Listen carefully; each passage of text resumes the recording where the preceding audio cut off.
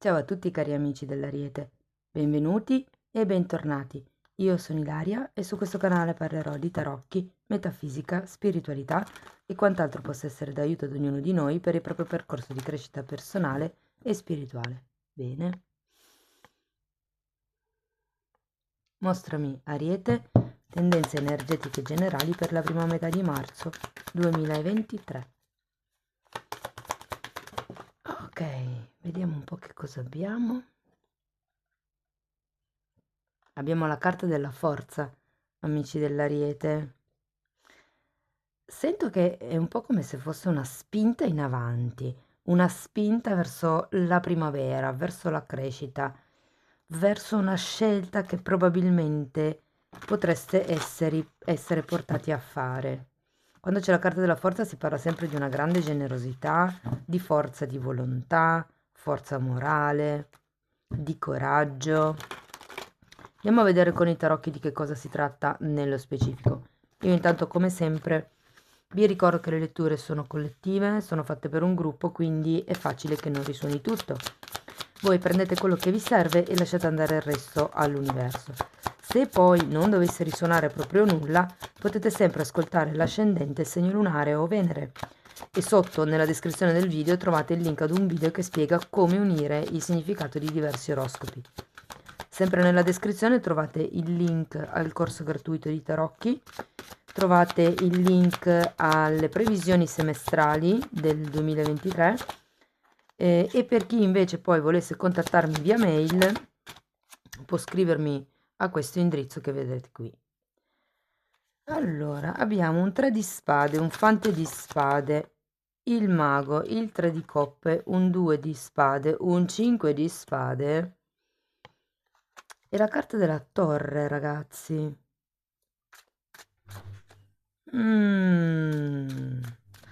Ho come la sensazione, vedendo questi 2-3, questo 2 di spade, che potrebbe esserci un po' di maretta in questo periodo, anche perché poi appunto a fine lettura abbiamo la carta della torre. Il 5 di spade parla anche di confusione mentale. Allora, ho come la sensazione che questo 3 di spade parli di una ferita ancora aperta, di una ferita che state ancora piangendo, letteralmente. C'è un fante di spade, quindi questa potrebbe essere la persona coinvolta in questa ferita.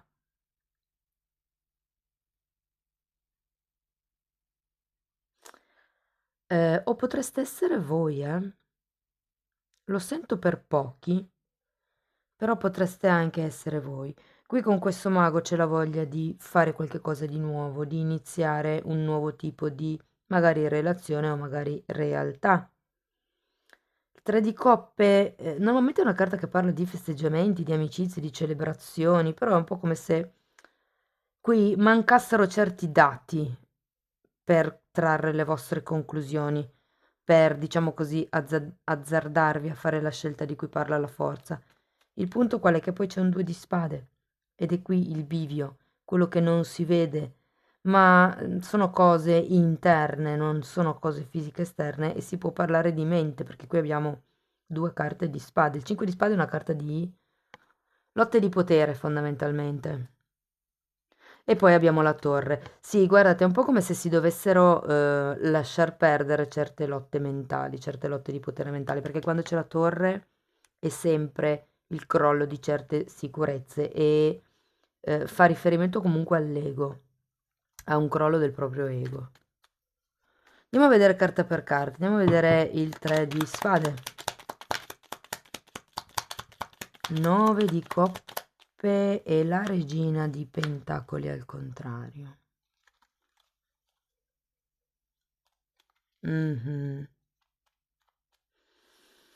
Guardate, eh, questo 3 di spade può anche essere una sofferenza, tra virgolette, autoinflitta, in questo senso. Siete in una realtà dove apparentemente avete tutto quello che potete desiderare, siete in un certo modo appagati, magari avete anche la famiglia o i figli ideali o insomma c'è qualche lato della vostra realtà che vi potrebbe apparentemente far sentire appagati, però in realtà quello che sento è che manca una sorta di completamento a livello spirituale. Ve lo dico perché la regina di Pentacoli è sempre quella donna che sacrifica l'elevazione spirituale per quello che è la materialità. Andiamo a vedere il fante di spade. Ok, allora abbiamo un 6 di spade, un fante di pentacoli e un 2 di coppe al contrario. È come se questa persona, ripeto, essendo un fante può essere una persona giovane, un figlio, una persona semplicemente giovanile, ehm, considerato che c'è il 3 di coppe, potrebbe anche essere qualche fratello, cugino o amico, che in qualche modo non vuole scendere a compromessi, ragazzi, perché comunque c'è il 2 di coppe al contrario, quindi è come se non si, appunto, volesse scendere a compromessi. Qui c'è di nuovo un altro fante, come se ci fosse la necessità di allontanarsi da certe compagnie, ma eh, questo non avvenisse da parte di questo fante di spade.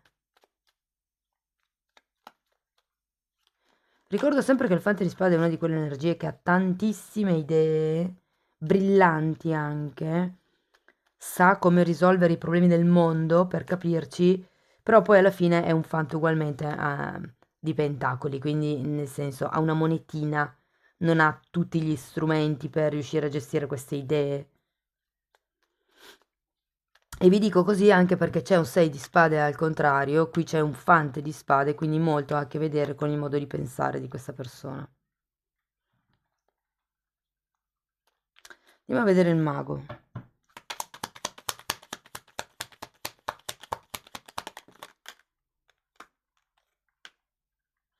Un altro fante, ragazzi. E un 5 di spade al contrario. Fante di bastoni e 5 di spade al contrario.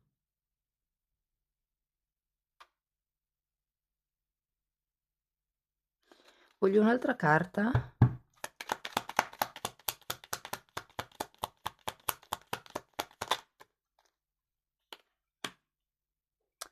Tre di bastoni. È passata la gatta, si è sentita? Ehm... mm. Vi dico, quando c'è il mago con carte come la torre, piuttosto che il diavolo, piuttosto che questo 5 di spade, il 7 di spade o altre cose di questo stile, io ho sempre la sensazione che in questo caso voi vogliate un po' troppo spingere le cose in una certa direzione. Ho come questa sensazione. Andiamo a vedere il 3 di coppe.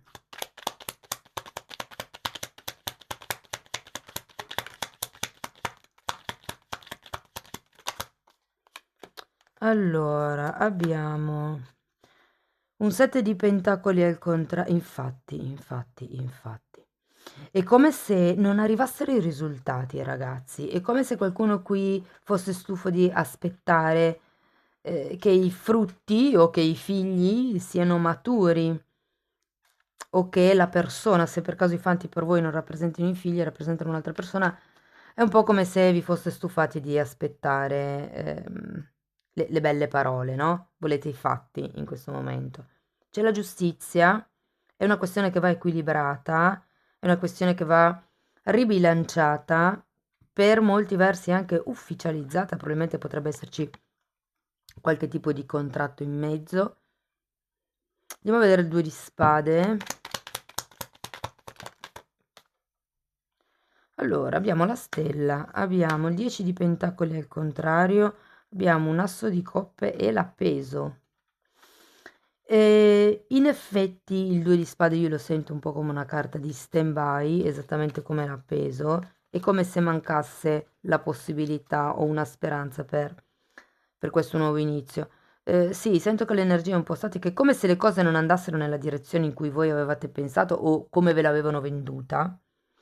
È un po' come se questo momento di sofferenza, di anche incomprensione di chi vi sta intorno, sento, vi facesse fare qualche domanda in più. Qui abbiamo l'appeso, è una carta di introspezione anche, è una carta di valutazione, è una carta anche di accettazione, come per dire, ok, le cose sono così, non posso fare altro che lavorare su me stesso, su me stessa per cambiare.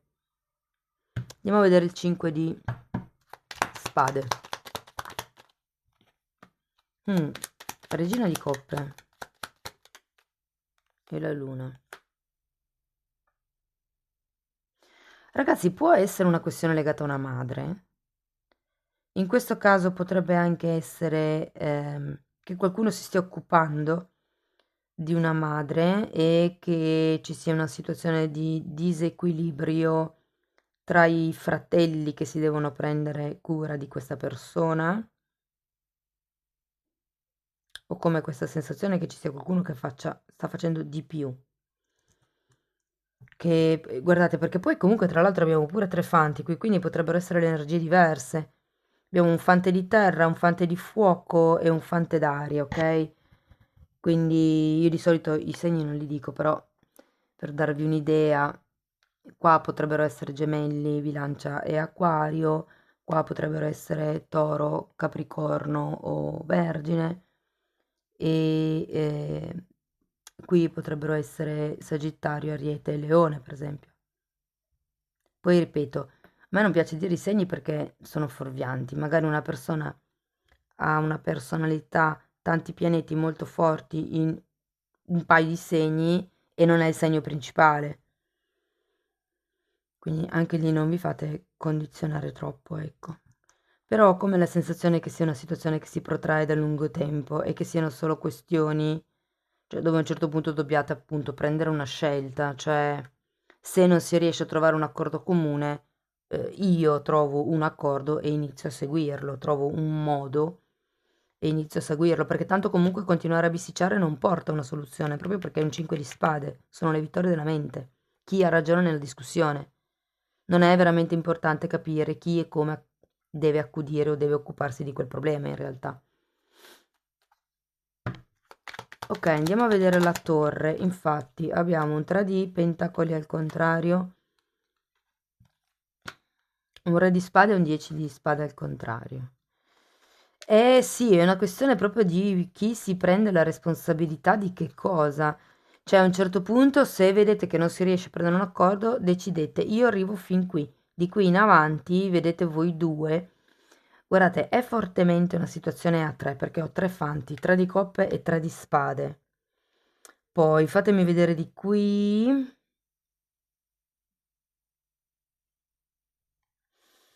Ehm, ho un re, una regina e un cavaliere. No, scusate, la regina di coppe. Quindi potrebbero anche essere non necessariamente tre maschi o tre femmine, ma anche diciamo fratelli misti. Però sì, è una questione di responsabilità, ragazze. Dovete destrutturare le cose come sono andate avanti fino adesso e iniziare in un nuovo modo, iniziare a proporvi. Quando si vuole che le cose cambino fuori, non è importante convincere gli altri o far sì che gli altri ci diano ragione o essere valutati in modo positivo dagli altri, quello è l'ego.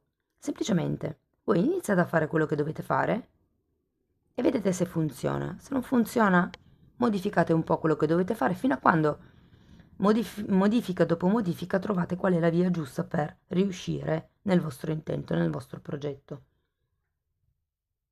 E poi ad un certo punto bisogna prendere una decisione, cioè non si può sempre rimanere lì a discutere. Non è proficuo, non si chiudono i cicli, non arriva alla conclusione.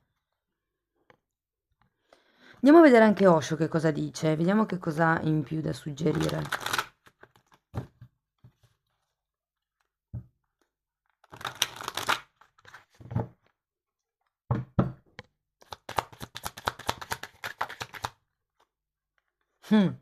Pigrizia, ragazzi, è un 9 di coppe,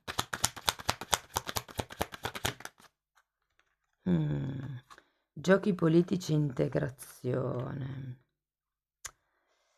Sì. Allora, come vi dicevo, la pigrizia qui è un 9 di coppe e Osho lo vede come una fase di appagamento tale da rendere pigri, come uno quando si crogiola nella propria zona di comfort, no? Rischia anche di diventare un po' pigro, eh, di non cambiare più la situazione. Ma qui vi dice che ci sono dei giochi politici e vedete che qui c'è una persona che si tira giù la maschera e qui lo vedo con il 5 di spade.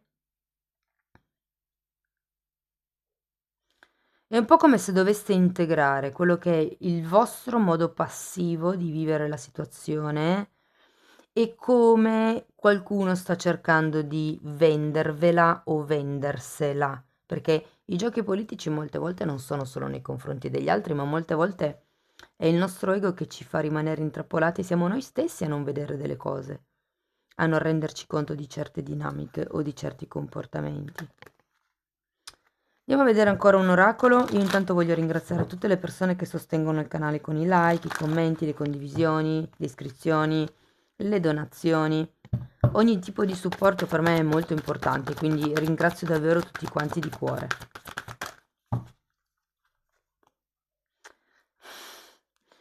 Ragazzi, la storia infinita e vi faccio presente che nella ruota della fortuna c'è proprio il simbolo dell'infinito. È come dover uscire da questo ego per riuscire ad uscire dalla ruota del karma, da quel ciclo che continua a ripetersi, a ripetersi, a ripetersi.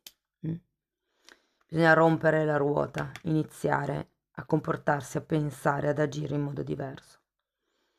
E i giochi politici possono anche essere per voi, quindi tiratevi voi giù la maschera, rendetevi conto di quanto in realtà siete pigri o state bene, state lì nella vostra zona, magari vi lamentate perché giustamente c'è questa sofferenza, però poi cosa fate praticamente per...